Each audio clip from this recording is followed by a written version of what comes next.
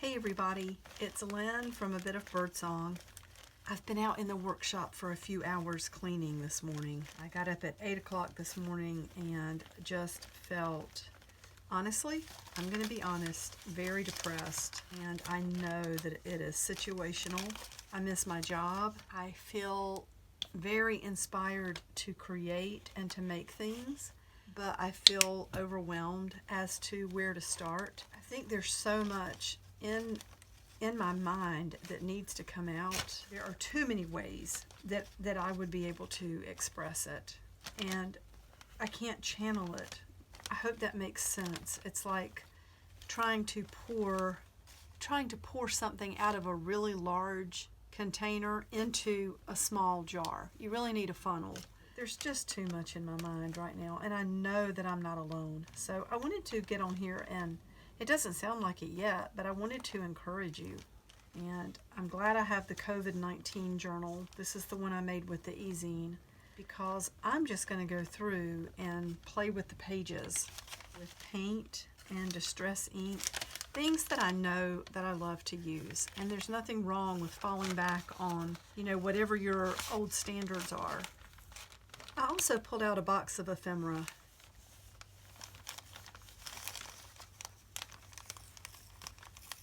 And this paper's really delicate.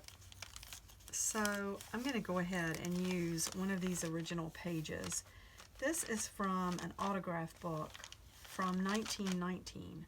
This was pretty much right after the flu epidemic or pandemic of 1918. That definitely ties in, and I think it's kind of neat to use it here. And I'm going to be writing a lot in this journal, but I thought I would go ahead first and just do a little bit of playing, embellishing, preparing the pages, giving them some sturdiness. I know paint is not the same as glue, but things do stick to it. And I have had so much fun while waiting on these to dry, just playing in the garden. And I'm trying to get the little garden in front of the workshop cleaned up. I need to do some backtracking. I wish I had started this journal from the very start, but it's good enough to start writing some things down today. The weather today is very cool. I used one of my Jane Davenport stamps and just green distress ink.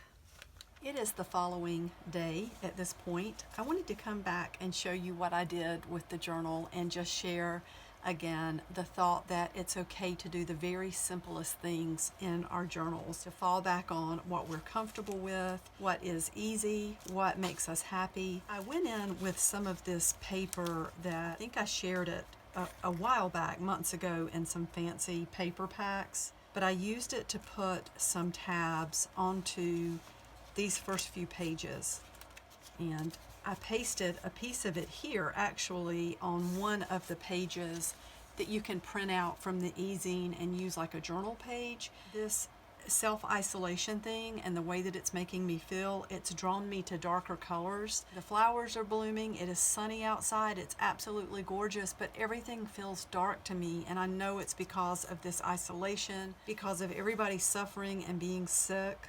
But getting back inside, I did enjoy gardening while the pages were drying. I am going to come back and add a note on this page.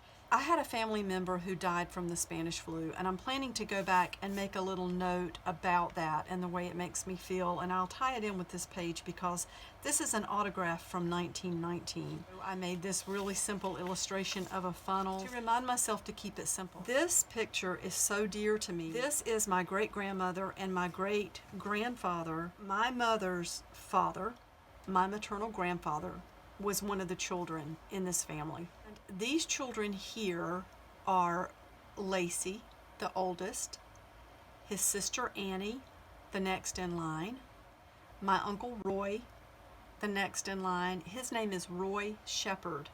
It's a beautiful story. One of Evander's, well, they called him Jones. It was Evander Jones Thomas.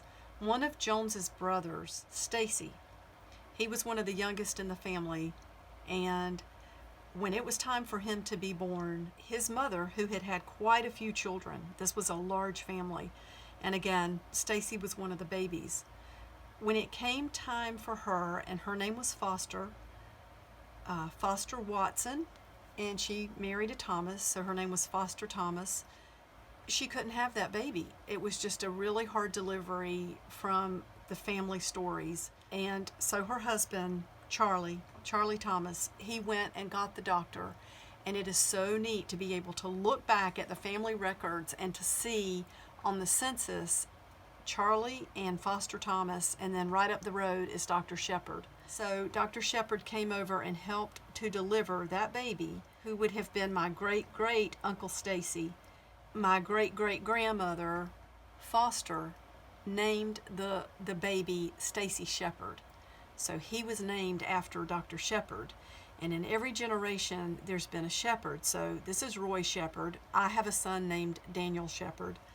This uncle is Lloyd. That's my great-uncle Lloyd Thomas. And then the next in line would have been my Uncle Elmer. And then the next in line was Uncle James. And I was really, really close to my Uncle Jim and to my Uncle Roy. Of course, there were 2 more children born after this. The next in line would have been my grandfather, who was Shelton. And then the baby was Ruby. And I was really close to my Aunt Ruby. So these were, the age of my grandparents, but there did not feel like a generation gap at all when I was with them. And I loved sitting and listening to my Uncle Jim tell me these family stories. Anyway, Lacy died from the Spanish flu. And if you look at the years that the Spanish flu existed, it peaked pretty much in 1919, but they did report cases on through 1920.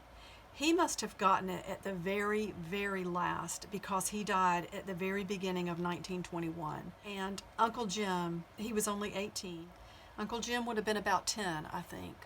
And he said he remembers the doctor coming over and trying to help Lacy.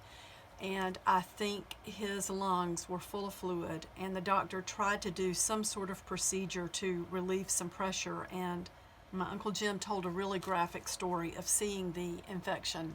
I don't know, it hurts my heart to think about it. Annie, my great aunt Annie, who I didn't really know, she had passed on by the time I got close to these other aunts and uncles. She was very sick too, and she survived. I put this picture in here, and I'm going to write a little bit about this as well. I just thought I would share that. I'm going to wrap it up. I don't want to keep you too long. This is a sweet note from my mom. She sent me some fabric to make more masks, and I've got to get started on that, but I thought I would put that in. I just did some simple collaging here. Sometimes if you don't know what to do, pull out your box of just paper and ephemera, fabric pieces, and start gluing. I did some stamping on top. This is a beautiful image from a large calendar page. Again, just another calendar page. I did stamp a tiny little envelope to be able to put something into here. I'm sure something will present itself to go in that. Here are some notes from our neighbors who baked us some cookies. I think that's pretty much it for right now.